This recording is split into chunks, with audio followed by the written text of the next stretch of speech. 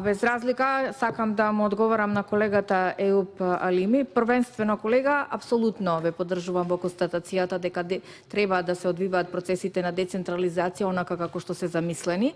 И она што е направено во тој период не треба сега да се враќа назад и да се централизираат одредени работи. Апсолутно сум за тоа. Дека општините сите надлежности кои што си ги имаат согласно Законот за децентрализација и истите да си ги извршуваат. Јас во моето излагање, не знам дали бевте тука, јас кажав дека проблемот со загадувањето, со фекалиите, со канализационите системи и водоводите не е од денес и не е од вчера. Тој реков дека е децениски проблем, 30-40 уназад години, но кажав за жал оние кои што барем и малку требале да ги подобрат работите, значи не секогаш ние кажавме граѓаните се криви заради тоа што фрлаат отпад и така натаму, но институциите и пред се локалната власт, која што пак има согласно Законот за децентрализација надлежност да се грижи за овие работи, дека не доволно во одреден процент се заложиле за подобрување на оваа ситуација. Вие кажавте дека вашиот градоначалник, не сакам бидејќи не било етичко име да се споменува, но градоначалникот на Струга се оддуи, оддуи. И самите кажавте еден мандат, па после се коригиравте 2 и на крајот се коригиравте 3 мандати. Почитувам колега, за 3 мандати, ако вашиот градоначалник од редовите на ДУИ не успеал да изгради механизам или да направи нешто, еден проект во насока на подобрувањето на ситуацијата во Струга, тогаш не знам кому да ја препишам. Не можам јас на министерот за транспорт и врски да ја препишам неангажираноста на градоначалниците во Струга.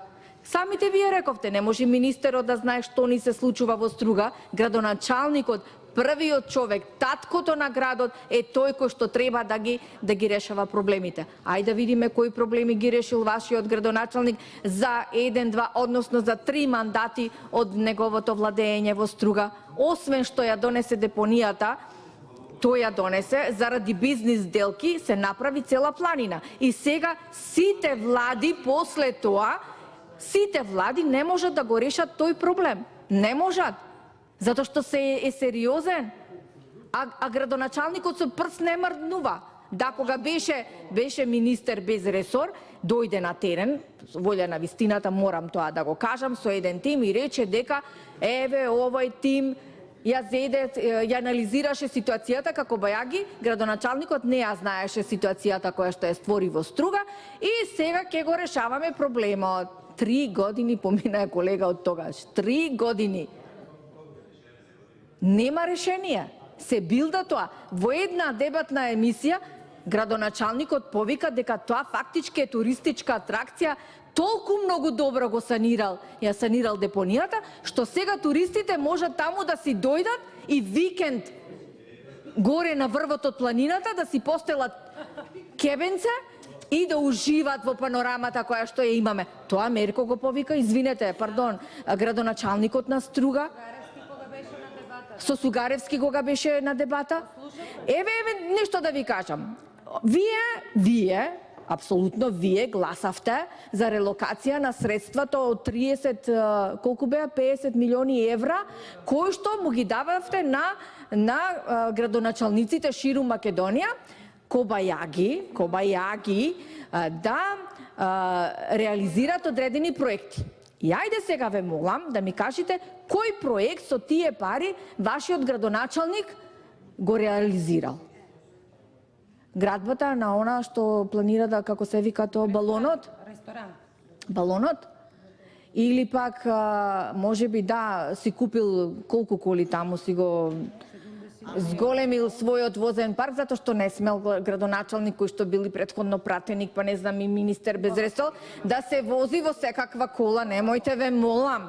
За тоа ли релоцираните средства ги користите вие од власта? Како така? Како така? Па дајте да бидеме еднаш сериозни. Дајте да видиме каде се проблемите и зошто не ни тргнуваат проблемите. Најлесно е да ги амнестираме оние кои што ни се блиски до нас. Ние рековме да, секоја една влада си Колешка има... Затуровска, привршувајте во рамките. Не можам да привршувам, Репликата треба колега, да биде во рамките на говорот на Па колегата. во рамките на говорот се говореше дека градоначалникот од Струга во неговиот мандат од година 2-3, значи направил се и се што. Ајде да видиме, сакам да ми даде одговор колегата, тие средства кои што се релоцирани во Струга, за кои што немаме информации каде се искористени, да ми каже каде градоначалникот ги потрошил, во кои проекти, која канализациона мрежа е изградена, дали се решава проблемот со загадувањето на животната средина и како ќе го заштити она што го бара УНЕСКО крајбрежјето на Струга и дали ќе отпочне со она што треба урбаната мафија да ја стави во мирување. Ви благодарам.